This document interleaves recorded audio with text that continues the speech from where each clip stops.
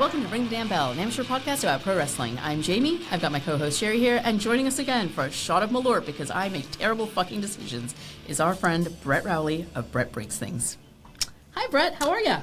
I'm about to be even better than I was previously. I am not about to be better. Sherry, why did I decide to do this again, my friend? Because you took a trip to Chicago? Yeah, it's a good reason to do it. All right, so this episode we will be discussing best heel turns, and I figured a shot of Malört would work for a heel turn, because what better to turn you into a fucking raging monster than a shot of this bullshit. So, all right, here we go, fellas. All right, cheers. Salute.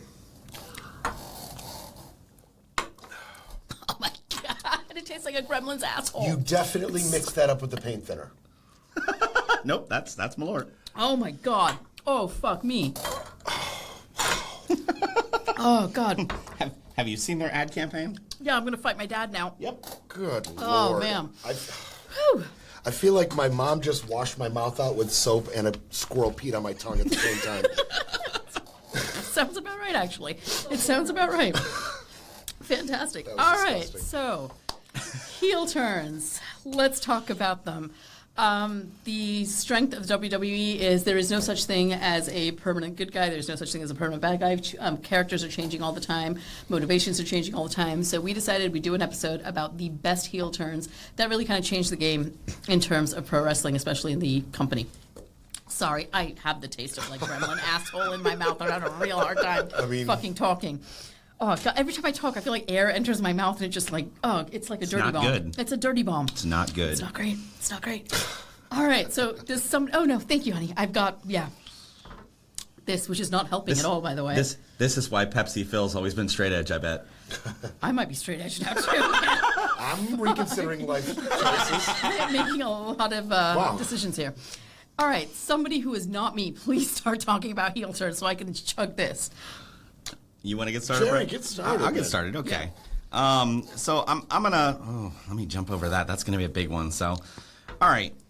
There have been a lot of heel turns over time. I think the biggest, and we've clearly made a point of saying we are not fans of Hulk Hogan. Yep. Fuck but him. As far as the course of the business, like he was the best baby face of the WWE. The WWE, he was the period. WWE, WWF, WWE. Yeah. He has been the biggest face. He was the biggest face for a ton of time. Mm-hmm. And even when he came back after this heel turn, way later after the other company was bought again and back in, as soon as he puts on that red and yellow, he's a big baby and baby face and all that stuff. Yeah, so biggest pops. So I would say the biggest of all time is when he turned heel and the NWO came about as a result. The third man. The third man with Scott Hall, Kevin Nash. And they made a big to-do about this third man, and he came in and everybody thought, he was coming in to save WCW and da-da-da-da-da, and then nope. Came in with that shitty black beard. And then started spray painting everything with NWO on it, and I mean, that ultimate heel turn. I have to tell you, one of my favorite memes ever online is it's just a screenshot of Hulk Hogan spraying NWO, and it stops at N, and I'm like, yep, know what you're writing there, buddy. Know what you're writing there, and it's not NWO. Yeah. Sorry, I had to bring that up because I fucking hate Hulk Hogan. But yeah, when he comes out as the third man, it was, did you watch it live? Probably not. I probably watched it later that week, though. Okay, so you watched it in the time period it was happening. Period, yes, absolutely. Was it utterly jarring for you, just to acknowledge Hulk Hogan as a bad guy? Because that is just like it didn't make sense to what really, what wrestling is. Yeah, he's Hulk Hogan. He's say your prayers, eat your vegetables, and now he's coming out with these two fucking degenerates. Like, what the hell's going on here? So, well, I'll tell you, it was ruined for me. I watched wrestling. I came up as a big wrestling fan through a friend of mine, Joe. Joe was a ridiculously intelligent man and a die-hard wrestling fan. I learned a lot from Joe, and I learned a lot about wrestling from Joe. And I watched that episode with Joe, and he ruined it because the guy had 180 IQ or something like verifiable. And just before the show comes on, he said something slick to the tune of, it'd be really marketable if they heel turned Hogan right here. If he comes out and just does something really bad, really quick. And I was like, Wait, I hadn't ever considered that in my entire life. The 7-year-old in me rejects you, but it makes so much damn sense. And he just nailed it. Bullseyed it and took all the wind out of it for me, unfortunately, and it did make a ton of sense, and it was super impactful. But I think a lot of it was who he allied with. I mean, he allied with some serious talent, rising talent that people just were drawn to for whatever reason. It was a great pairing at the time, which made the turn so much more impactful. And when Scott Hall and Kevin Nash had just come over, they made it seem like they were invading WCW at first. Absolutely. So they were coming over for the invasion, and they made it appear that WWE was going in and taking over WCW. But gradually you started realizing what was really happening. Yeah. And that was like a Bischoff's thing, right? Like Eric Bischoff is the one who kind of turned all the wheels there and made magic happen in that regard. I believe, but I'm not, but... one thing I do like everybody but Joe was a mark, is what I just learned. Yeah, everybody but Joe. Joe saw it coming. He saw everything coming. Okay. But one thing the Hogan turn really exemplified for me was that company by company, showrunner by owner, across the board, respect heel turns. And you can look at all the different federations over the years. They've really respected, the impact of a heel turn. And Hogan was a babyface for decades, right? And they picked the perfect time. And it's not like he's gone heel baby, left and right. Yeah. The biggest names don't do that. No, they respect don't. the heel turn. Yeah. They respect it, and that was respected. The timing was right, and and shades of the Hogan turn we've seen since, where they've put it off and they've respected it till they felt the time was really right. No rushing it. I mean, the WWE has rushed a lot of things, mishandled a lot of things, but I just feel like heel turn, WWE, WCW, ECW, AEW, it is a respected tradition that was handled properly, especially in the Hogan case. In that situation, in the Hogan case, was. Absolutely. But like you said, you have to wait until the time is right. That's right. And they kind of screwed the pooch a little bit with the next one that I'm going to talk about, John Cena, the most recent heel. Here's the thing. It had to happen because where the fuck else were they going to go with that? But, God, it was just so poorly done. And everybody was Joe in that scenario. Exactly. We all saw it coming. Knew it was coming, except for that one little kid. Except for that kid. One little kid was just like, what the fuck is happening? The poor little Make-A-Wish sweet baby kid. Mark. You poor sweet baby Mark. So, that was a little ridiculous. I was not a fan of that heel turn personally, just because it lasted, 2.5 weeks? Yeah. Yeah, he was a bad guy for 2.5 weeks, then all of a sudden he came back to being John Cena, the guy who's Make-A-Wish guy, so... I do want to say this about the John Cena turn. For normal wrestlers, without Cena's background at the time of the turn, you have to summon all of your acting ability. Yeah. You have to make the fan believe whatever we're selling you is happening right now is happening. Yeah. You have to believe it. It's very, very important to turn believably. And for Cena, all I saw was another performance. Yeah. This was just another John Cena performance, like the Peacemaker or whatever else we've seen him in lately. Exactly. We're just watching his acting He's chops. acting, exactly. And he's a pretty solid actor. I will absolutely give him that. But that's exactly what it was. I didn't believe that he was turning into a heel. Right. It was just sort of like, all right, you're going to do this for about 3.5 weeks, and then you're going to revert right back, because there was no way he was going to retire as a heel. It just didn't make any fucking sense. It just wouldn't make any sense. It was almost like performance art. Yeah. Exactly. You know what I mean? And dumb performance They're like, we art. got to do it sometime in your career. Let's get it done, because you're not a real wrestler until you've done a heel turn. I couldn't agree with you more about the Cena turn. So, okay. Which, not far off of that, I'll steal this in really go quick. ahead, steal. When they made Stone Cold the corporate champion at one point, also, it lasted longer than that, but the fans never bought it. No, because they weren't buying in. They were like, no, he's already our anti-hero. You can't now have him be the heel. He's our anti-hero who hates his fucking boss, just like we hate our fucking boss. Right. So, no, this isn't going to happen. So the fans never really bought into it, and it just kind of had to go away pretty quickly thereafter, because it was like, this isn't working. It was just poorly plotted. Yeah. It was never going to be saleable at all. So it's not always great when they do it, but yes, when it is done great, it is done truly great. And the thing about the Stone Cold turn that didn't work out is that the new Stone Cold that you're presenting us is the antithesis of who he was. Yeah. If you look at a heel turn like Shawn Michaels and Marty Jannetty, okay, the Shawn Michaels that was with Marty for all those tag team performances that we loved, it was the same Shawn that threw him through that window. It was just Shawn betraying us. Point of contention, he did not throw him through that window. He merely showed him how clean the window was. Like, hey, look at this window. Look how nice and clean it is. Look close. Marty Jannetty just fell through it at a weird angle. I maintain that. I maintain Fine. that. And much like Okay. Bobby the Brain Heenan, I knew he was going to do that. There it is. That is one of my favorite lines of all time. The fact that he's going through the window and Bobby the Brain Heenan goes, I knew he was going to do that. Amazing. That's why Bobby the Brain Heenan is one of the best mic men in the business. Like, he just turned things on a dime. He's Amazing. absolutely fucking amazing. But you're trying to convince us this is a whole new person? Right. Yeah. Like, the new character you've presented us, you know, methodology, everything, philosophy, everything is just somebody new. No, Yeah. we want to feel like the person we loved has now betrayed us. Not that you just birthed a whole new person. Yeah. Exactly. New character. Yeah, exactly. Achieved. Exactly. Exactly. Which is why my next heel turn that I want to mention was so believable. Basically, when the superpowers erupted. I thought that was absolutely fantastically done because, you know, I was fucking, 8 years old? Mega-powers. The mega powers. What did I say, superpowers? Yeah, mega powers erupted. Basically, Hulk Hogan, Macho Man Randy Savage.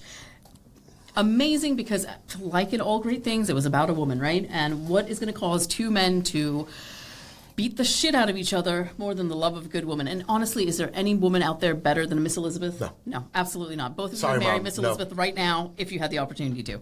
It's I would Miss too. Elizabeth number 1, Mother Teresa number 2, in that order.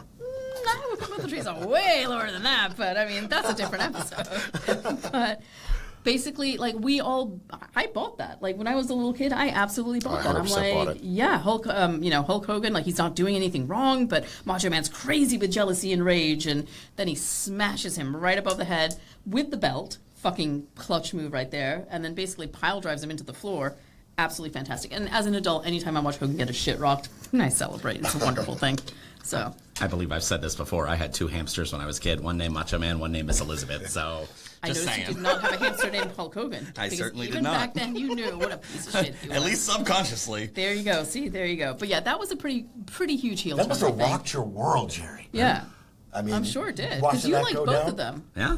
Well, Like, my hamster, Miss Elizabeth, ate Macho Man's head, but you know. oh no, really? Happy okay. International Day of the Woman. Okay, that might be more detrimental long term of an event. Jeez. Good That's fucking times. fantastic. You know, I love that. Childhood's great. Yay, childhood. But no, that was a huge heel turn, right? Because Macho Man, I mean, okay, my memory fails me a little bit here, but as long as I can remember, Macho Man was always like a pretty solid babyface. He Like, went both ways because of Hogan. Like Because of Hogan, everybody yeah. had to be willing to turn heel to continue that Hogan ascendance. but I feel like That's he was why never he was considered loathed, as right? big of a He Like- wasn't baby low. as I he feel could like he was a tweener, right? Yeah. It's almost solely because of his mic, because Yeah. his ring work was very spectacular and baby face like his ring work Yeah. was, but his mic was very tweener, very Yeah. toxic. Yep. Yeah. Right? So I think he might have been more of a tweener. It wasn't Yeah. really a heel. No, But everybody I would had to say- be available to be a heel during that Gotta be time. available. Yeah, because Somebody's if- got to be able to lift up Hogan at all That's times. exactly it. Someone has to, Absolutely. like, Hulk Hogan has to stand on someone's shoulders. because Like Rowdy over here. My I boy mean, Rowdy yeah. Piper. Love that. Love that. Constant. So, but anyways, that continued, and then at one point, while he was in that heel phase where Macho Man was there, Mm-hmm. he ended up connecting with what do they call her? Queen Sherry, Sensational Sherry. Sensational Sherry, yeah. She was something else at the time Yeah. with him. But anyways, She wasn't Scary Sherry back then, was she? I don't think that was with him, but No. I don't know. Anyways, so they continued. He lost a retirement match to the Ultimate Warrior, and then she jumped him at the end because she was mad at him for being in the right. retirement match. And then who came to his side and beat her Lo up and threw her behold, out? Yeah, Miss Elizabeth. Miss Elizabeth was True there in the love, I crowd, am ready to telling take her man back and make sure that he was cared for. I am one of the biggest cynics you will ever meet in your whole entire life. I do not believe in romance. I do not believe in soulmates. But I do believe in the love between Miss Elizabeth and Macho Man Randy Savage. Truly, truly. Well, you know, it's funny. I wanted to bring up one heel turn on the heels of the last conversation we had. Yeah. And I feel like this heel turn, it doesn't get enough love for the impact it had on us, Yeah. the audience, and that is Sergeant Slaughter's heel turn. Oh my God, that was fucking insane. Insane, that right? That didn't even make any sense to me. To this day, I don't understand it. Like, what was the methodology behind that? So, for those who don't know what we're talking about, number one, why the fuck are you listening to this podcast? Number two, please don't stop listening to this podcast. Number three, Let us Sergeant introduce you to Sergeant Slaughter. Yeah, let's introduce Yeah, you to Sergeant. right. So when was this? This was like, what, 91, right? Yep, 90, so 91, 92 area. the Yep. heart of, like, I mean, the first Gulf War. Yep, And, that's right. yeah, like, tensions were incredibly high. Like, you know, we were a nation united against Saddam Hussein, also known as So Damn Insane, because, well, that's what cheap comedians do, right? And Sergeant Sergeant Slaughter, this bastion of like American exceptionalism, right? He's military guy. He's G.I. Joe. He is. He was G.I. Joe. That's Yeah. a good way to put it. Yeah. And G.I. Joe had been coming out in performances before the turn, talking about how America needed to be stronger and more forceful. Yeah. And he set it up nicely for a guy who's not known for his mic or, He did known for very ring well. or for psychology, right? Yeah. He sees the moment of this turn. It's almost as if he knew the historical possible relevance of a turn like this. And then to join Mustafa and Adnan and he had the whole new uniform. It was the whole deal. He had the Saddam cap and all the weirdo medals, right?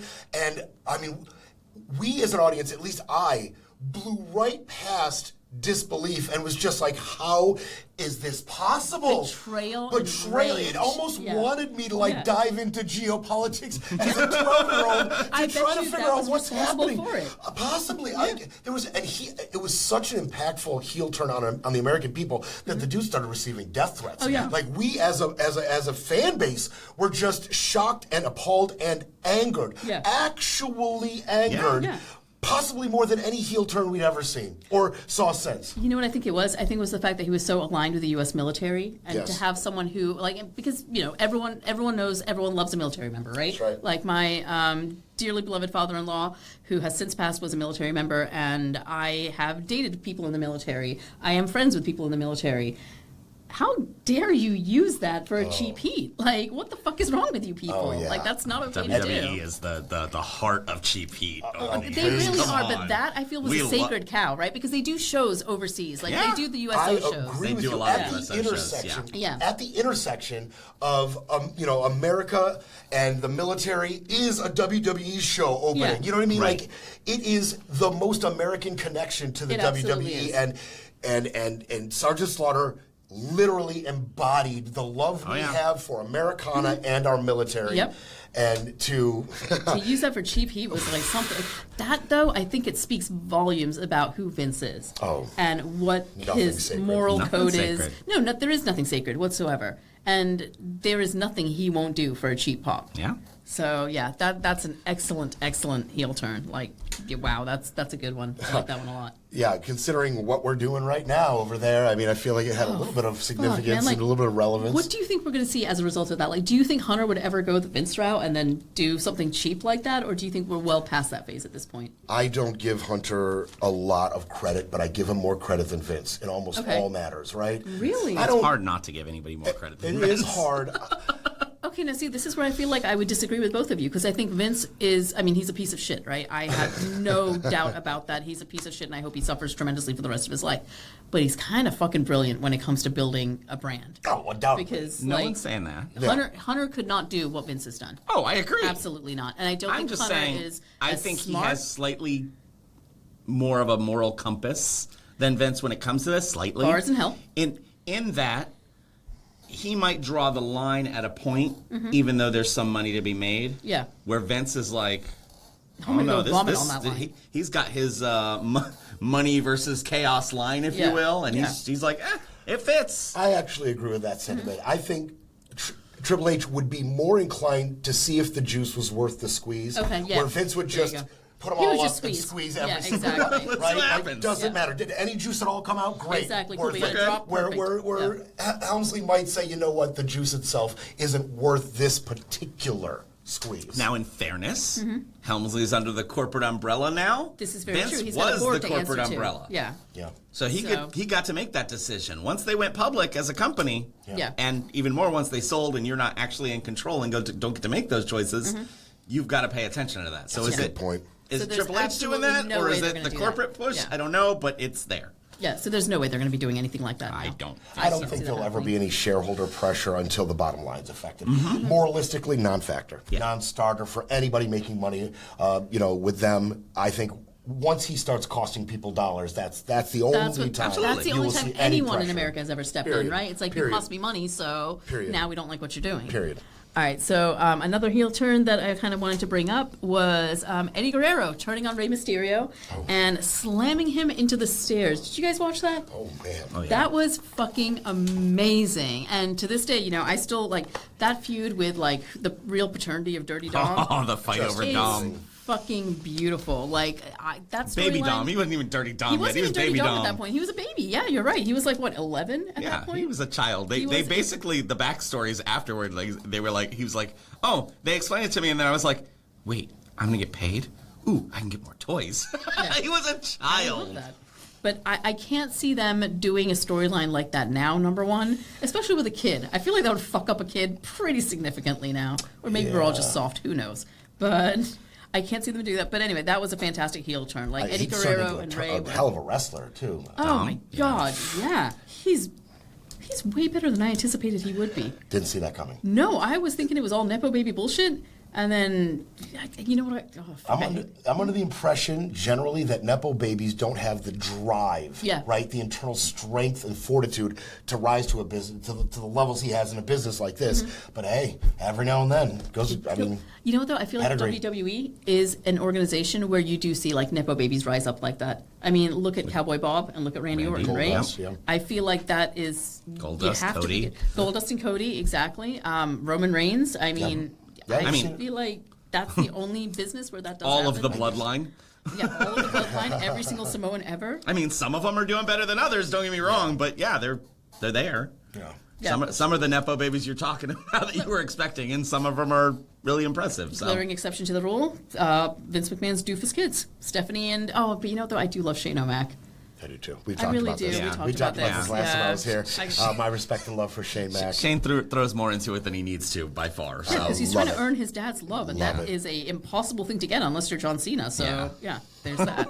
So anyway, Eddie Guerrero turning on Rey Mysterio. I thought that was really interesting. I thought they brought it was a rich and interesting storyline, and I was a very big fan of that heel turn. Just because, well, Eddie lies, cheats, and steals, man. What the fuck else do you want? Absolutely. What did you expect? And Come on. it happened at the height of his popularity. Yeah. Everybody knew just who he was. Yeah. Loved to hear every word that fell out of his mouth. It was appointment television. Yeah. Perfect timing. Rey Mysterio so good. I mean, Rey such a perfect Mysterio, partner. man. Holy shit. for that feud. I have a newfound respect for Rey Mysterio. I always liked him, but now watching him in, especially old matches, the man won a fucking Rumble.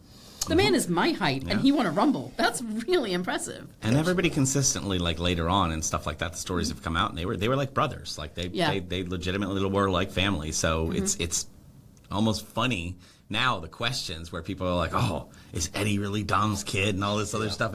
But he makes it feel legitimate because he's wearing that mullet. He's he's basically Eddie's character in today's age. When did he come out in a lowrider? When did he come out in a lowrider where he played With tribute Eddie. to Eddie? No, wait, am I thinking of someone else? No, he didn't pay tribute to Eddie. He went against AJ Styles, who came out. That's right. With okay. his kid. Yeah, I that's think right. his kid. Yeah, that was good. That was good. That was fairly recently. I do love that. But a lot. even and I didn't expect this one, but I found out later, JBL, his last match was against Ray, and it was mostly because, while he has love for Ray, it was his love for Ray and Eddie in particular. Yeah. And Eddie's support of Ray, making sure he lifted him up. He wanted to, the good ones, when they go out, they want to give something. What can I give to the people behind me? You push him up, exactly. So he Open the lifted Ray up on his way out the door, is the story. I love that. That's just not who I would have expected to have done that, but JBL? awesome. Good job, Absolutely JBL. not.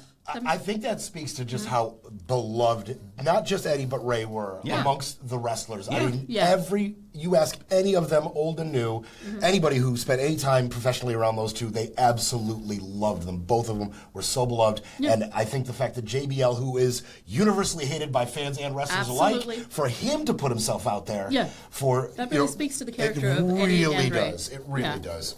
Do you know anything about what happened after Eddie died in terms of Ray? Because, obviously Chris Benoit took it really fucking hard, and that's a whole other episode in and of itself. Oh, but no, how he took... No, I don't know that. Yeah, I would be very interested in knowing that, just because, knowing how close they were, I'm sure he was hit really hard and all that other stuff. I can't begin to imagine, And I'm sure, the next couple of matches that Ray wrestled... I don't think he really talked about it a whole lot publicly, at least. Do you blame him for that? Which, he doesn't have any...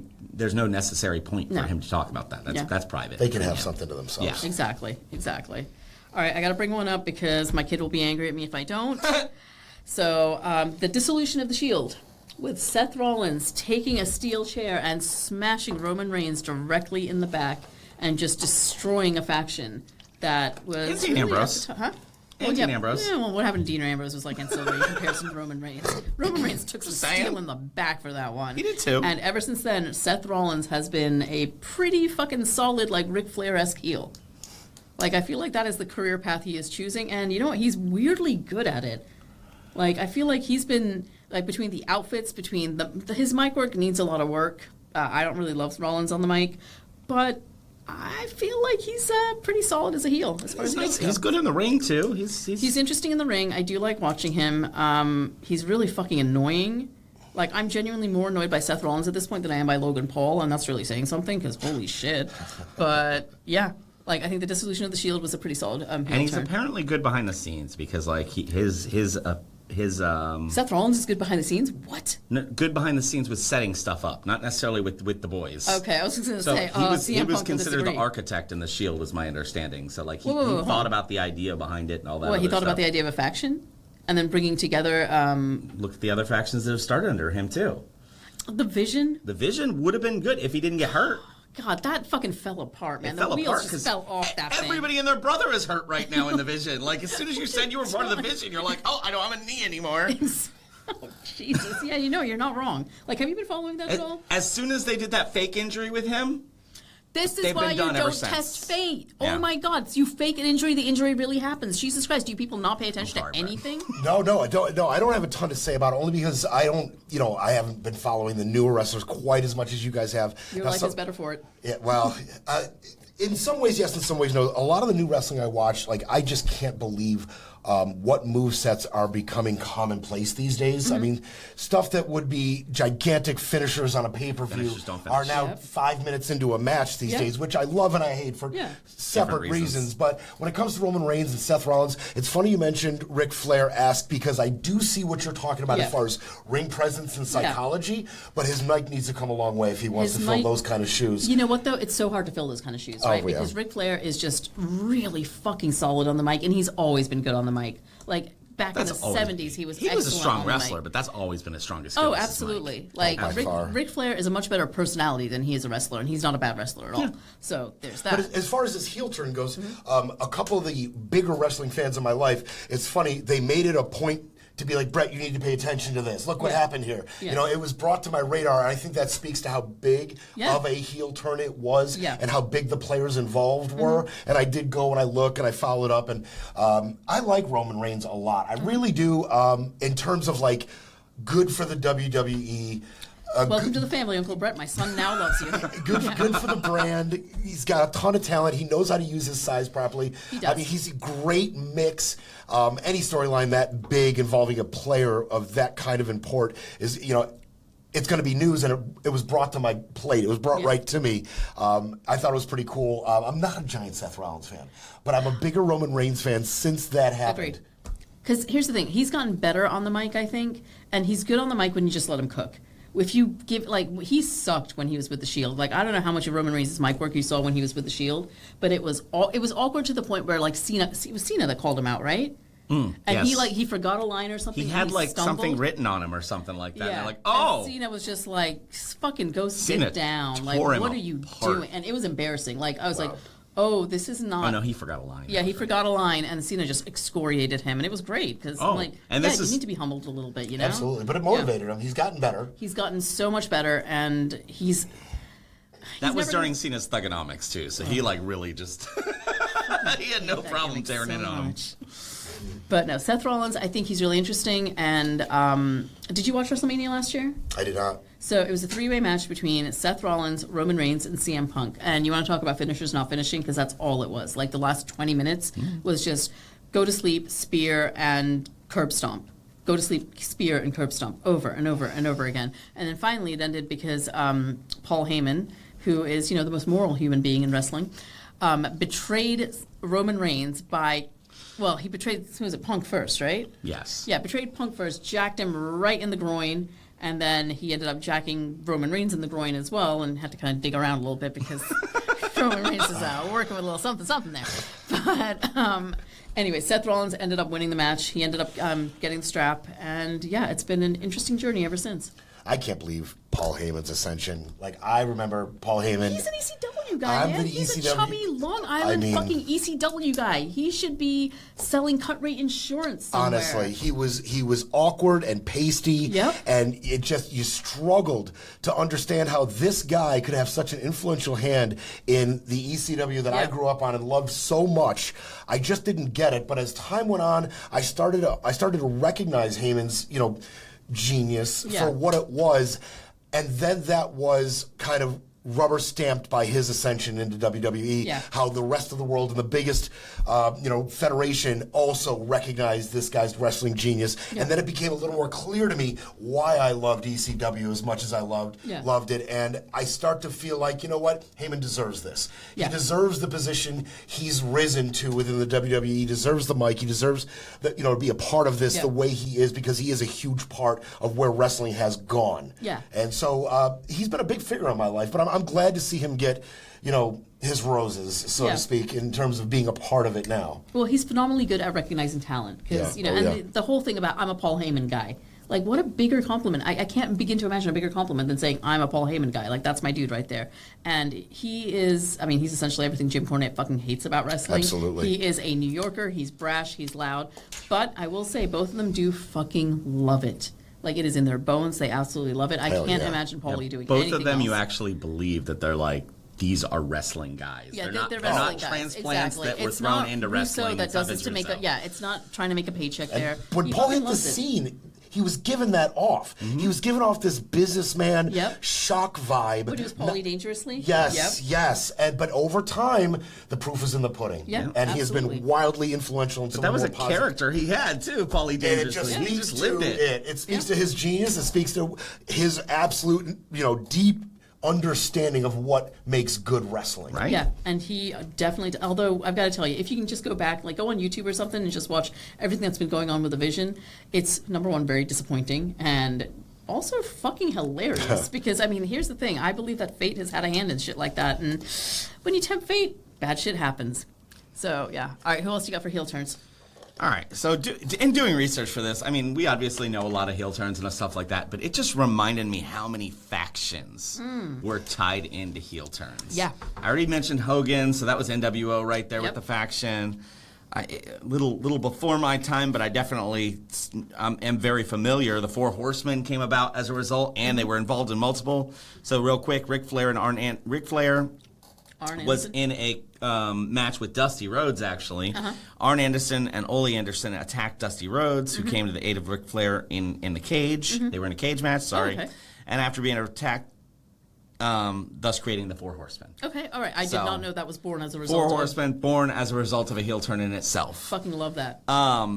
Also, later on, Barry Windham turned on Lex Luger and joined the Four Horsemen as well. Oh, shit. So this is WCW Lex Luger, not WWF Lex Luger, or E Lex Luger, whatever, later on. And then he won the U.S. title a month later, because the Four Horsemen were what we know as of NWO, of all the other ones that I'm getting ready to talk about here momentarily. Yeah. Way before all of that. Oh, man. Yeah. That's They the were archetype. that faction. Oh, yeah. The hand gestures, the presence, the way they infected every match of the night. Yes. Absolutely. 100%. Yes, and had no problem taking charge and making sure that they were going to be the champions because they all had their backs. Yep. Absolutely. Today we've got some other factions that try to be like them. No. But, it's hard to beat the original in that. Yeah. And then NWO, who you had, was like way overboard, where all of a sudden at one point, Everyone was fucking NWO. everyone except for Sting was NWO, Exactly. basically. I have heard a thing that Sting is the dumbest wrestler in the history of wrestlers because everyone always betrays him. And I found that really, really funny. That's true. I was That like, is wow, really that's a really true. accurate statement. I'm like, yeah, you're right. That is He a does very always get ac- screwed by everyone. I will give NWO some credit, though. Yep. As it was very derivative in its inception, the sub-factions, rather, that came from the NWO, like the Wolfpack, Latino. Yes. Oh, absolutely. Oh, fucking Wolfpack. Oh, Latino World Order exists now, Right? still. Like I'm still seeing that stuff in the AAA stuff, that's coming over now. You're seeing Really? LWO stuff on people, and I'm like, okay. Yeah, man.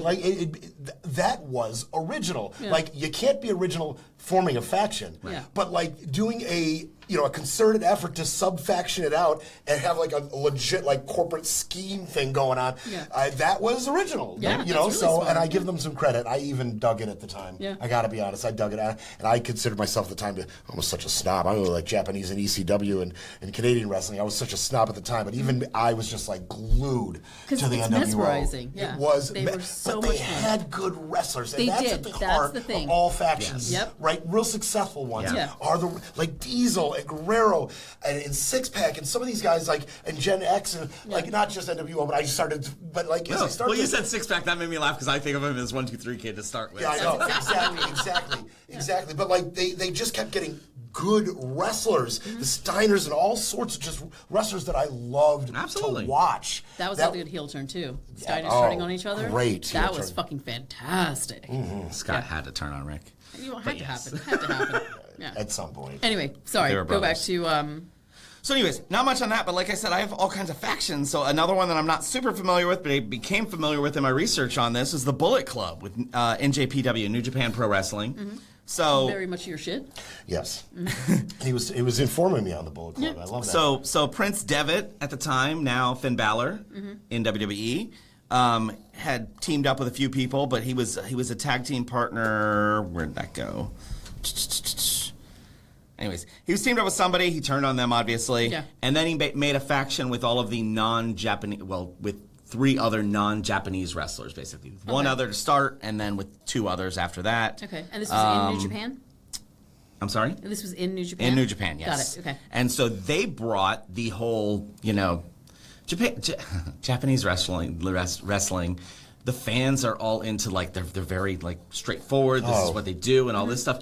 So they weren't used to what we were getting, the American style, where you have these factions that are cheating and making these wins happen. So the Japanese wrestlers wrestle with honor as opposed to the Yes. American As a ones? role, Okay. Yes, Yeah. and it's All funny right. you bring this and the up. fans are quiet and they cheer Oh, after moves and they're stuff. dead quiet. And here's the thing, and I love that you brought this up because for a long time in Japan, what would make a heel would be something as simple as the wrestler attacking an area that the fans knew that this wrestler was genuinely injured in. So let's say like Misawa. Yeah, so there's a famous Masada Kawada match, and those were 2 of the big names in all Japan. And Misawa legitimately had a knee injury from doing an Emerald Fusion months before. Yeah. And it was like legendary heel stuff that Kawada targeted his knee with 3 or 4 successive kicks. The Japanese crowds were like, "Oh my God, that's What the are you most evil doing?" thing I've ever seen in my life." God, I love this no fan base. chairs, no spitting, no swearing, no cussing, none of that. I kicked your knee. You know what I mean? And that was heel stuff, hardcore heel stuff. So when I hear about the Bullet Club and bringing American style heel wrestling to Japan, I mean they've got to just lose their mind over it. So he teamed up with Bad Yeah. Luck, I don't know, Fail, I'm not sure, F-A-L-E. Bad Luck, F-A-L-E. And then they'd soon be joined by the duo of Machine Gun Carl Anderson and the ruthless Tama Tonga Yeah.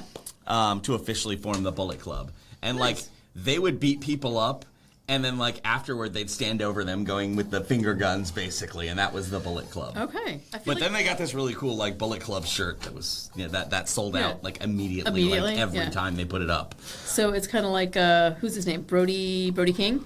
The Fuck Ice shirts? Yeah. I don't know if you watch AEW at all, but there's this amazing wrestler called Brody King, and he's selling Fuck Ice shirts. I love and it. There's a run on them every single time. I've been trying to buy one for months at this point. It's the fuck ice has become prevalent. It's Have you seen the chants? pervading, and yes, absolutely, that's absolutely, fucking awesome. and I can't get enough of it. I got to be perfectly honest with you. Dude, it makes me so goddamn happy. It really does. And that's what makes me think maybe I should start paying more attention to AEW because those are obviously my people. I'm sorry, but an entire stadium full of people chanting Fuck Ice? Yeah. Those are my people.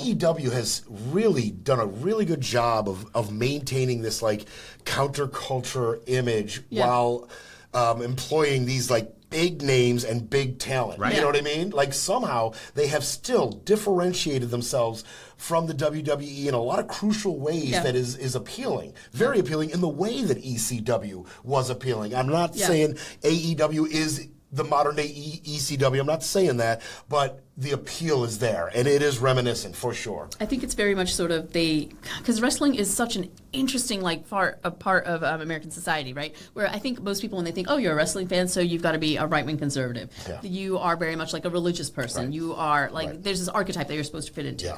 and obviously we don't. There's We're a all lot of us incredibly that different. don't. Three of us do not. The three of us do not at all. And I saw this great comment on Blue Sky I look where like I do. no, you absolutely look like you do. If I did not know you, I'd be like, so when's the rally, buddy? So, yeah. But I never got rally vibes off Thank you, you. Jerry. Thank I just want to you. be clear. yeah, I've known him for like 25 years, so I feel at this point, I can say whatever the fuck I want. That was the Malört talking. Oh, God, why did we do that? That was such a bad idea. I completely forgot where I was going with this. Oh, no, but I saw this thing on Blue Sky where it was just like, people say that wrestling fans are all like, rednecks, essentially. Yeah. It's like, every wrestling fan I know is a gay anarchist. And I'm like, yeah, kind of. Like, if you're an AEW person, that's kind of where you are.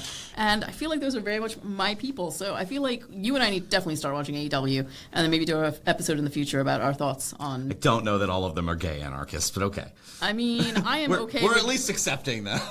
I would love to be. If that's a club that they'll let me into, yeah, let me in that fucking club. It sounds goddamn awesome. So, So yeah, to get back to the Bullet Club real quick, Anyway, yes. some others have joined it over the years, and it seems like it still exists theoretically. I don't know if it's still running full style, but like Young Bucks were part of it. AJ Styles, Kenny Omega, Cody Rhodes. Oh, Like they shit. got some big people, Yeah. and there is some subsection known as Elite, I guess, that is in AEW at this point in time. I just realized something. My favorite Jim Cornette shirt, it's a take on the Bullet Club shirt. It says Corny Club. Oh my God. There you go. Okay, there we There go. you go. There we go. There you go. That's the Malört talk. There was also a time in Japan wrestling where just being American, just being a white person, was serious heel stuff. Really? And big time. Like, and so are we talking like Jericho era? Because I know Jericho wrestled in Japan at some point. Jericho, absolutely. Although Jericho won them over a lot like Chris Benoit did. Chris Benoit won them over so much that he had to reinvent himself as Kid Pegasus so he could go back to being a heel. Like Chris Jericho was so talented, and the Japanese, not that we're going to, but I'm sorry, Chris Benoit. Yeah. Chris Benoit was so talented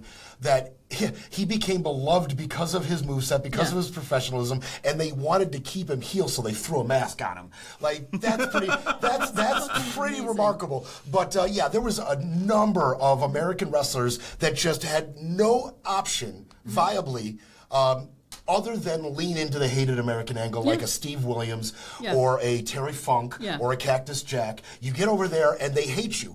That's the starting point. Solely because you're an American. You're the evil American. Absolutely. American. You're Evil empire. undisciplined. Okay. You have no honor. The It's whole deal. our Iron Sheik. It's our Nikolai That's Volkov. exactly Yeah. right, That's Jerry. fucking amazing. And that's why this story of the Bullet Club, and you telling me the names that are in it, especially a guy like AJ Styles, where stylistically, no pun intended, I can see the Japanese loving AJ Styles. Yeah. Mic work and attitude and ring psychology wise, like, yes, that needs to be a heel stable that could go really far if you lean into breaking the Japanese wrestling norms. Yeah. Yeah. Because even a Dr. Death Steve Williams or a Cactus Jack, although they played the ugly American, Yeah. they wrestled like the Japanese were wrestling at the Funk time. especially did. Oh my Oh, God. Funk, I please, mean, yeah. please. He was one of the juxtaposition between who Funk was and what he represented to the Japanese wrestling fan is incredible, and that is why they do make documentaries about Terry Funk.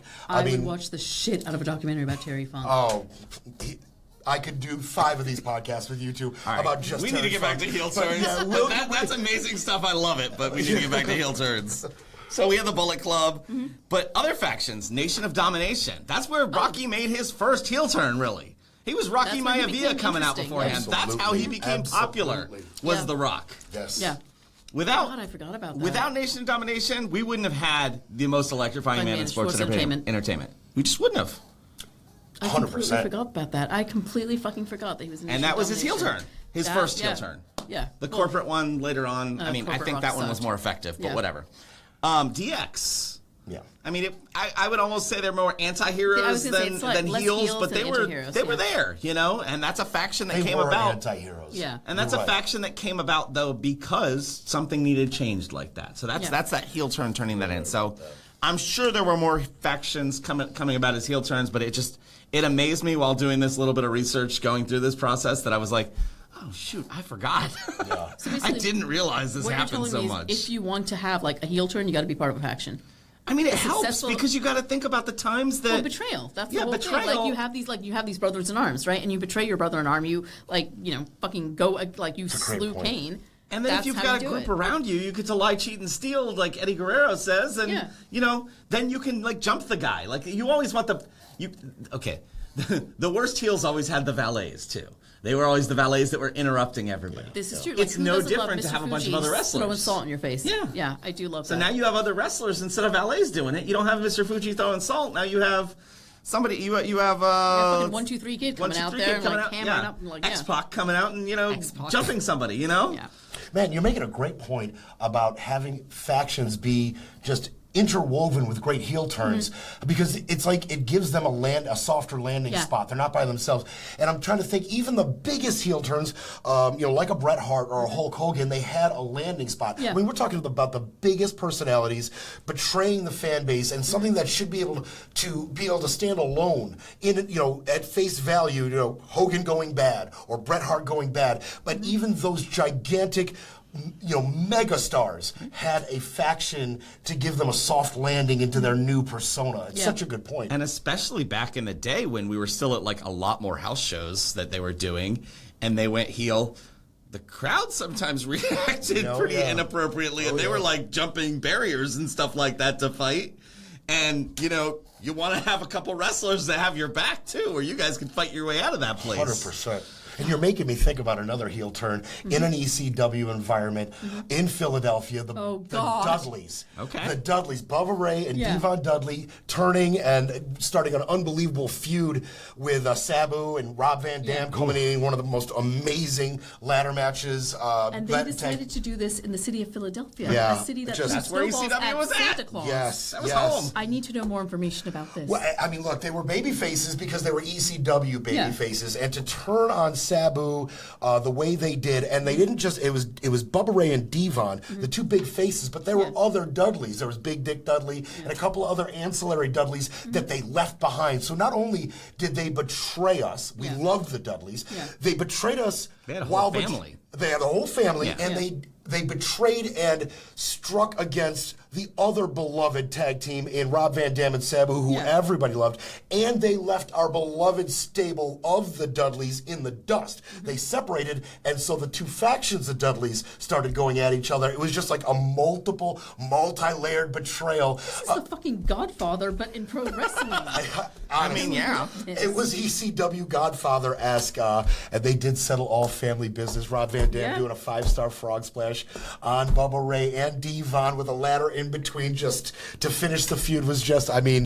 The fact that they're not dead chef's is kiss. truly amazing to me. That is holy shit. A 5-star frog splash with a ladder in between. Yes, ladder Holy down, shit. 5-star frog splash. Unbelievable end of that feud. But Bubba Ray and Devon were just, it's so funny because ECW baby faces, they don't look like baby faces in any other fed, you know what I mean? Yeah. They're bad people. Yeah. Even the baby faces, like the Sandmans and the less Tommy bad. Dreamers, right, and the Tazes, they're just less bad. Yeah, They're bad the way we like to get behind, Yeah. but that was very much that. And what a betrayal, Bubba Ray and Devon.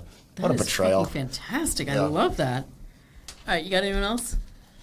Well, you mentioned Brett. You want to go ahead and talk about that? I feel like we kind of should because I have a question about that. Obviously, I am very, very familiar with the Montreal Oh, Screwjob. sure you are. But More do than you me, think probably. that he betrayed the fans, or do you think the fans understood that Bret Hart really did get screwed? Like, where do you think we lie in terms of this? Well, I think Bret Hart really got screwed. We talked about that. Yeah, we and talked about Jerry this in the poked past. holes in it. Yeah. He was very contrarian on that. I'd like to believe he got screwed. But I think it speaks to how much Bret is dedicated to all facets of wrestling, not just being a professional in the ring and showing up and doing the job you're supposed to do or even selling to other people, but taking something that is potentially personally very impactful and hurtful and just turning it right around and going headfirst into the next thing in his career. Like, I'm not going to dwell on this. I'm not going to hate the business or start talking crazy publicly. I'm just going to take this get my work. and convert it into more heat. Wherever that may be, I'm just going to turn this into more heat for myself. And it speaks to the professionalism of the man, but it also, like I said before, a faction being involved once again.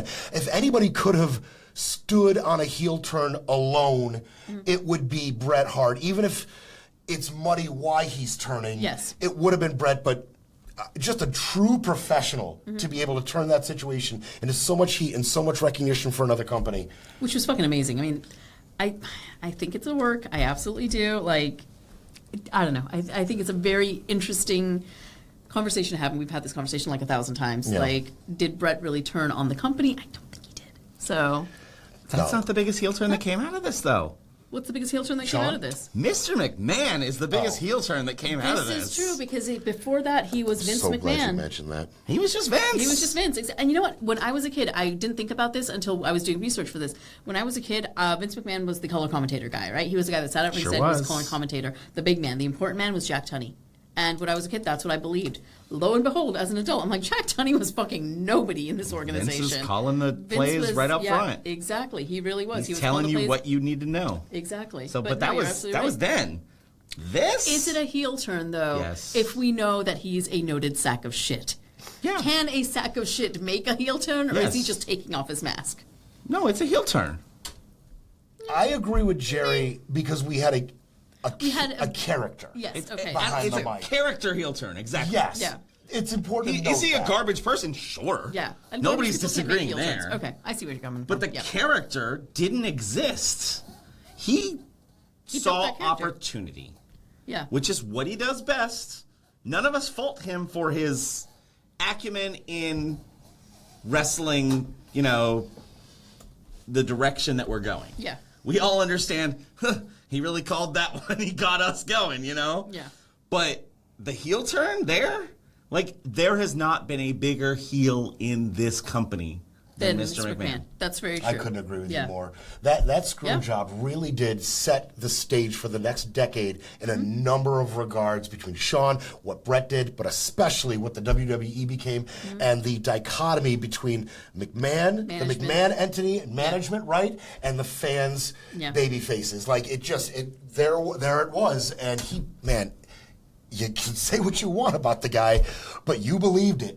You Oh, yeah, believed he what he was sold it. saying. You sold the crap out of it. The next decade plus, he was the ultimate heel. Absolutely. Yeah, I fully agree. And there's so much that wouldn't have, Stone Cold would not have happened. No. If No. Mr. McMahon didn't happen. No. And Hunter definitely wouldn't have happened like the capacity that he Well, happened. no, He wouldn't no, have. He no. wouldn't have. That just wouldn't Different have been a reasons, thing. but yeah, no. different reasons, but yeah. But no, I fully agree. McMahon is undeniably the biggest heel So, in the history of the this WWE. leads me back to the same question I believe I asked last time, Yeah. which you keep going, was it a work or not? Mm-hmm. If it was a work, did McMahon intend to make that heel turn? Or did he twist on his heels when he realized the opportunity that he had in front of him? So you know how they always say that Trump is playing like 3D chess when actually he's like a chicken shitting on like a checkerboard? Okay. Vince McMahon is actually playing 3D chess. Like, I think he's a really fucking bright guy that looks several steps ahead, and he outweighs every single opportunity that could happen, weighs it out, and then pivots very, very quickly. So he planned the screw job, He planned the screw job 100%. and then he had knew Earl Hebner ring that the he was bell. going to be ready, which is why they were ready with the camera to see the loogie in his drooping down and his also chin. WCW. And saw that in the camera. So all of Exactly. that was because Vince was playing knew. 3D chess. Vince was playing Did fucking Bret 5D know? chess. Well, let's go back to that other question. Did Bret not know? Bret had no fucking idea. Bret Hart did not know. Bret Hart is. Jerry would disagree with you. You really think I Bret would knew? agree with you. You really think Bret didn't? You think Bret knew? No, I think you were saying you thought Bret knew I've been previously. thinking about this. See, I flip flop back and forth. See, because I think Vince knew. I think I've got think you on Vince my knew. board Yeah, now. no. Where I think it happened as Vince planned. absolutely Because knew. Vince knew All Yeah. the way. All the way through. Happened all the way through But I because he don't planned think- it out. I don't think Bret knew. I don't think he knew how much it was going to hurt. I don't think and Bret, he's a smart guy, but he's not a smart guy. Sunny days, all that stuff. All that stuff. He was not there yet.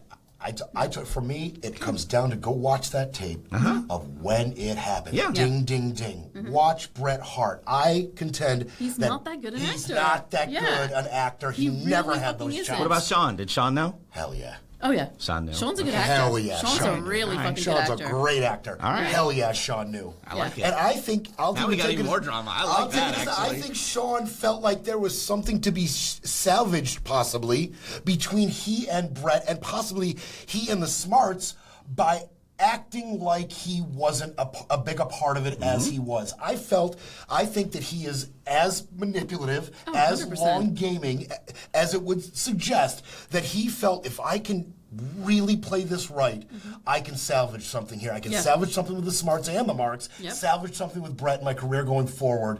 I mean, salvage doesn't even come close to what he turned this into. I mean, Shawn Michaels. I mean, it's so funny, though, the screw job, the direction, the impact, the long-term impact for everybody on the heels of that is really amazing. I'm really glad you brought that up about Vince, because Vince he truly is the greatest heel in WWE history. And it's so funny because you mentioned, would Triple H and Stephanie be a thing? No. Would Stephanie be a thing if Mr. McMahon wasn't a thing? No, would they have been drawn to the spotlight? He brought the whole family in. That's during what I'm WrestleMania. saying. Yeah. He created a stable. Yeah. And that sent Stephanie to a trajectory in the sky that met with Hunter. That would not have been possible had Mr. McMahon not been created in the way it Fully was. agree. Really love that you brought that up. That was solid. Good job. Good job. That was really well done. I do something right sometimes. Every now and then, man. Every now and then. Broke clock right twice a day. Don't worry about me. There you go. All right, Blind Squirrel, what else you got? All right. Andre the Giant joining the Heyman family. Yeah. I don't even remember that. Yep. Setting up the Creating the WrestleMania. biggest WrestleMania of all time. Yeah. WrestleMania 3, I think. In Detroit, in Michigan? That was in... Andre versus Hogan. I want to believe that was say in Michigan. 3, where Yeah. Hogan put him Wanna up say it over was his 3. head. Yep. Yeah, I want to say it's 3. So Andre had always been a face. Oh, yeah, no. He was Andre the Giant. He was the 8th wonder of the world. Like, Andre He the left. Giant. He came back. They brought Beloved. him back in as a heel. And by bringing him back in as a heel, they had Bobby the Brain Heenan as Of course his it is, because who mouthpiece. is better to mouth off than my man Bobby the Brain? Hell yeah. Said he's with me. We're doing this, whatever. And just the interviews and all that stuff led to it, basically, because it's not like Andre was doing a whole lot of work then. He was in bad physical shape at that Yeah, point. I mean, that was towards the tail end of his career, and, Yeah. you know, I'm sure just physically he wasn't doing okay. Yeah. Yeah. But it was the most dramatic feud of his career. Absolutely. Oh, no, And no, it no, culminated in the biggest match of He everybody's never had lives. any drama prior That's to that. what I'm Everybody saying. was like, he's a That's what I'm giant. Yeah, saying. what the fuck are we going to do? He's going to dominate you. Yeah. Absolutely. You can try, but he's going to dominate you. Yeah. But then they had the drama, and then that's where the quote-unquote passing of the torch happens. Yep. Absolutely. Like, allowing Hogan to slam him, like, even though it allegedly had happened in house shows and stuff like that, I've heard people say, oh, it had already been happening, but not on TV. But it never Okay. happened on TV, so therefore it didn't fucking happen. It's not real. Yeah, exactly. It's not Get it happening on until film you're or it's not real. televised. Is it on the internet? It's not real. Yeah, exactly. I think it also speaks to Vince's respect for the heel turn, especially concerning his biggest stars. You're going to have Andre turn. You're going to have him turn into this gigantic feud with our other biggest star, culminating in our biggest event. That's how you heel turn. You got to Andre pass the that Giant. power. That's the only thing you can do. I mean, only you can't thing you fucking can- do it on a Friday night. Like, no, it has to be at WrestleMania. No, and that type of reverence for the big name heel turn, I mean, it has been consistent since that turn, since that feud. It really has. It really has. Vince, a P.T. Barnum-ass motherfucker. Man, I'm telling you. that name had popped up a couple times in my head as we've had these discussions. Yeah. Just in this particular podcast, I mean, he is the neo P.T. Barnum. He is the next Absolutely iteration is. of And the I don't think we're going to ringmaster. see that ever again. I don't know what it it's- looks like. Yeah, I have don't know no what it idea looks what that looks like. Because, I mean, again, sack of shit. I do not disagree. But really fucking good at what he does. Like, nobody understands the business. What he did. True, what he did. Could something like this be accomplished by somebody with scruples? and No, morals? absolutely not. Just not possible, Absolutely right? not. I do not think things like this can be accomplished. I mean, I don't think politics can be accomplished without people with scruples and morals. Because let's face it, if you want to be president of the United States, you kind of have to be a bit of a sociopath. You kind of have to do, because it's just like it's on you to know when to push the button, right? You also have, not only is you just spoke to the heart of what it is to be a politician. Yeah. You have to make decisions for millions of people Right. and not feel things on the back end. Exactly. You just make the decisions Yeah. time and time again, knowing that you're hurting huge swaths of people. Like Every could you have made the decision you decision make. to drop the bomb on Hiroshima and Nagasaki. I could not. I would freeze in indecision. Exactly. I would be in the fetal position weeping because, oh my God, I mean- don't know what to do here. Look, just by leading small organizations, and this is no comparison to any of that stuff, but small organizations, you realize that you cannot make anybody happy. Like, everybody is not going to be See, happy. that does not work for You're me at all, 'cause always I'm going to the- have people upset at you for I a want choice people to that you love me made, all the even if time. it's for where the freaking happy hour is going to be. Like, somebody's going to say, oh, why didn't you do it? We're in South Florida. Why didn't you do it all the way in Boca and not in West Palm or in Jupiter? We're a big county. That's why. Yeah. Like, I can only be in one place, and we try to get somewhere central to do it, you know? But you can't make everybody happy. See, that shit So weighs on there me. is going to be a point where those decisions, it's like, you just got to make the choice. And to tie Vince into that, there was a Nobel Prize winning report about how the more narcissistic a person is, the better a leader they are. That makes perfect sense. Because they're going to cut out everything but what is the best for me. Yeah. And for instance, and this does tie into Vince, but for instance, the best leaders to have control of nuclear weapons. Yeah. The decision that works for them the best is for them to keep living. Yeah. And for them to keep profiting off their people. There you And go. for them to have a long career. There you They go. will never press the button without very, very good reason. It is a narcissist who should be trusted with these duties, and that is why it is a narcissist, Vince McMahon, who has raised and elevated this company to the heights it has gotten to because he has made multi-billion-dollar company, exactly. what was in the best interest for Vince's bank account. I guess that's why you was don't the want best interest. AI running things right now, because they're like, All right, for now the we're world getting to into a be. whole nother podcast. Point of contention, though. We Yeah. have a narcissist as our president right now. Do you want him to have access to the budget? Here's the deal, and here's your foil. Yeah. Narcissism isn't his most strong trait. Insecurity is a stronger trait than in Donald Trump, you know. Greed is a stronger trait than There you Donald go. Trump. I agree. I agree. There's so many wonderful traits at play other than narcissism with Donald Trump, which is, I think, one of the reasons this isn't working out for all of us right now. All right, I so like that Bret point Hart so was much brought better up as than a notorious narcissist earlier, as being Bret Hart, he's not a notorious narcissist. Okay. He's just, no. he's just full of himself. Okay. I don't know about notorious, but- No, okay, self-righteous. He's My bad. sanctimonious. Yeah, he's Sanctimonious. sanctimonious. Very yeah. sanctimonious. And that's where Punk is going right Thank now you as for the well. correction. That is where So- Punk is going. Right? 100%. So where I'm going next is the Hart Foundation and Owen turning on him.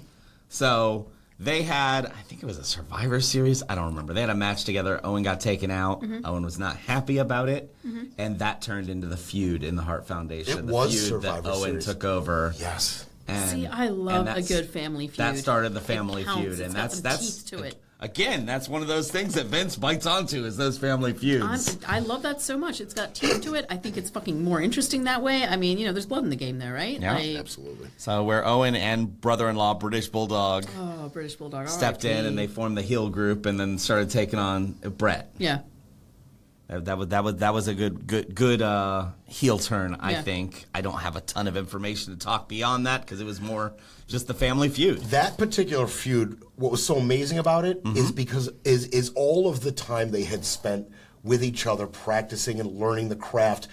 I mean, nobody In knew the dungeon? Oh, yeah. in the dungeon with Stu. Nobody knew each other's moveset Oh, and yeah. their psychology and where they're going next and those guys. And Yeah. they put together some ridiculous matches that just absolutely could not be duplicated with wrestlers that didn't No. know each other that intimately. Yeah, you know? exactly. Because, like, Brett is always looking at Owen going, I know what the next 3 steps are going to be. That's exactly Yeah. right. I already know where he wants to end this match 20 minutes from Exactly. now. Yeah. Like, just that simply. Yeah, it's playing chess. It's fucking amazing. Playing chess. Yeah. Playing That's chess. exactly what he's doing. He's like, I'm going to counter with this gambit, and then that's how it's going to work out. 100%. Which is fucking Only incredible. a handful of wrestlers, I feel, embodied what the Harts brought to the table, Yeah. like Malenko. Yeah, oh, Man of a Thousand Right? Molds, man. Yes, Come on, yes. yeah. There's certain guys who would really embody that Hart Foundation, Hart Dungeon philosophy, but it's so tough to duplicate. But when you have like 5 wrestlers in a feud together, night in and night out, displaying it, I mean, Oh, it's special. It's a fucking thing of beauty. It's special. It really is. It was special. All right, last one. What you got? Ooh, last one. You're Last putting me on one. the spot. Let me see. am. What do I got here? I'd rather you hit all your points and then you can edit it down, Okay. if that's, Yeah, that's fine. Yeah. but you are coming up on the 1 hour mark. That's kind of what I figured. That's fine. Yep. Do you know anything about Chris Jericho and Shawn Michaels? I know they're both blonde and mouthy. Yeah, no, that wasn't a feud that we're going to talk about then. What else you got? Like Stone Cold and McMahon. How much fucking research did you do? Like, Jesus Christ, this is like a Talmudic scroll over here. You got a whole lot It's going mostly on. copy and paste, but okay. But either way, that's very impressive because I just picked up like the shit that I liked, and you were like, no, we're gonna get deep in this. Like, we're gonna go 5th-page Google shit on this. These were the biggest Well, we've been ones. going rapid fire. I've hit so many of the I great know, feuds right? that I I feel like wanted we've to just talk been, about. like, I thought I would popcorning never it. get through. Yeah, we have been, but I We mean, have Diesel hitting Brett, Undertaker, and his own partner and best friend with a steel chair. How Shawn the fuck Michaels. have we He not took out talked Shawn about Michaels. Undertaker yet? No, I'm sorry. We have to talk about Undertaker. We have to talk about Undertaker All right right, now. go How ahead. the fuck is this podcast if we don't talk Lead about it. Undertaker? Paul Bearer Oh, yeah. betraying that's a good Taker. point. You guys, man. oh my God, I Thank felt you. that in my soul. Considering your love for Taker, like love him You so should have much. brought this up I sooner. I haven't- really should have. I don't you know why the haven't fuck I spoken didn't. his name since I saw you today when we got here, Dear which is God. frankly shocking. Yeah. What the fuck is wrong with me? Wait for the next episode. Fucking aneurysm. What's Oh, going on please. here?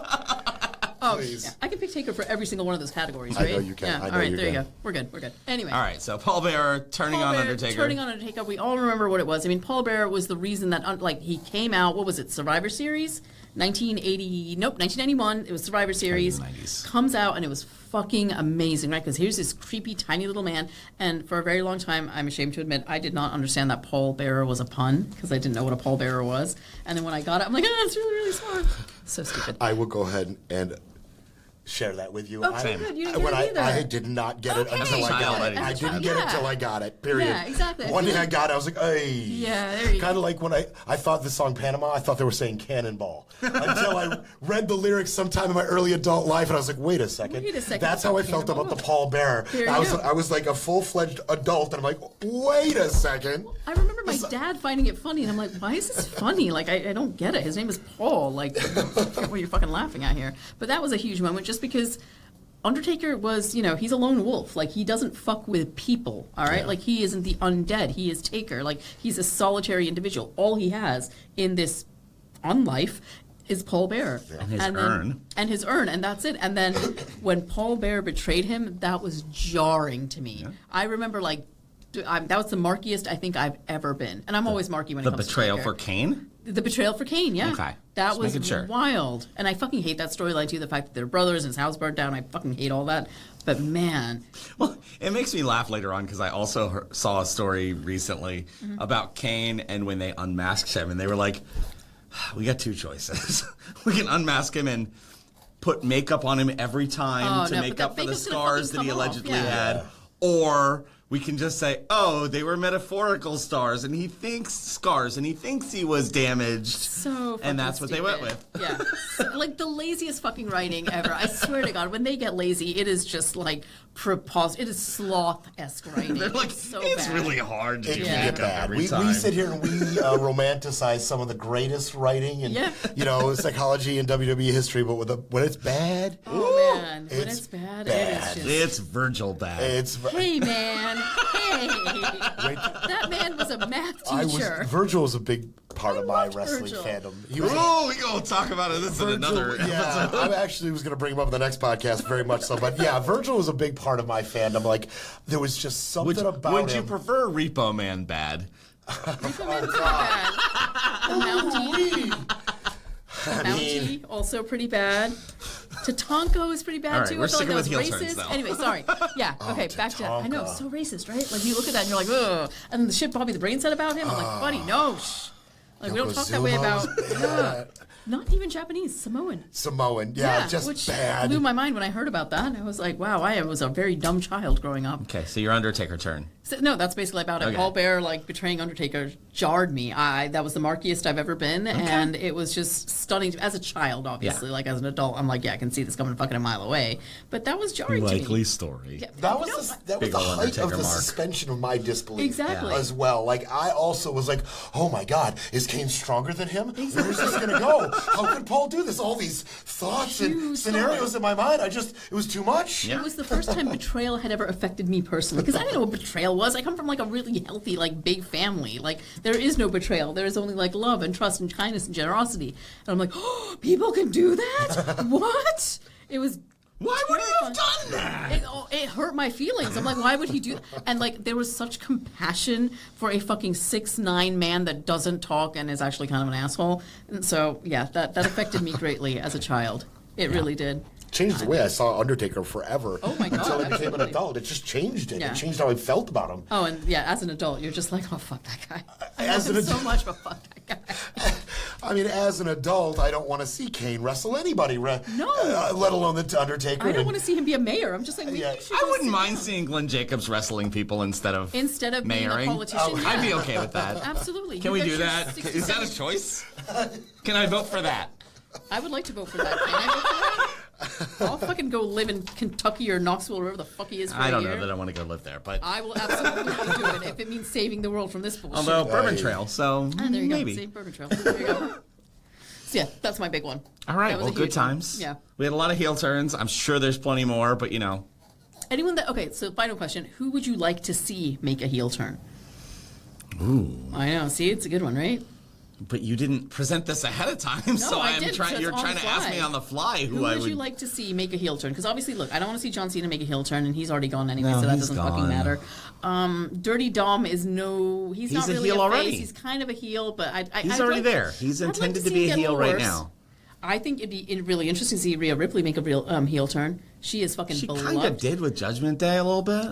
I don't know. I'd like to see her With Dom, actually. with Dom a little bit. but as I want to mommy. see the audience turn against her because I think she's got the Yeah, I chops to don't play think that you're- off really well. Ooh. Yeah, she's got the chops to play it That's off really well. interesting. I do kind of like Because she that, gets so actually. much love from the crowd, right? And of course she does. She's a fucking phenomenal wrestler. She's fun to watch. She's passionate about what she does. She gives it her all every single time. Her relationship with Io Sky is genuine and heartfelt, and we all love it. But she betrays Io Sky. I want to go the other direction. You want to see Io Sky make I a want heel Io turn? Sky. She is She's so so sweet cute. and lovable, and she does the whole finger thing, pointing at herself every time. And she is the one that makes Rhea's lovable in her own right. She's fucking but she cool. makes She's not lovable. She's, She's not- cool. she's yeah, cool. She's not sweet. Like Io makes her lovable. Yeah. Like they're great together, and it's all yes. Give me the sweetheart there. Yeah. And Just let's go the turns on other her. direction. All right. She can go Kabuki Warrior on the Kabuki Warrior. She left them. Okay, sorry. She I could just go thought the about something opposite we talked about on the direction. drive over here. So, obviously, Cody Rhodes fucking got the belt again. It's really goddamn annoying. He's going to be fighting Randy Orton next WrestleMania. I would love to see Cody Rhodes, and there's no way he can fucking do this, but doesn't Cody Rhodes kind of look like Homelander to you from The Boys? Oh, Cody could do that.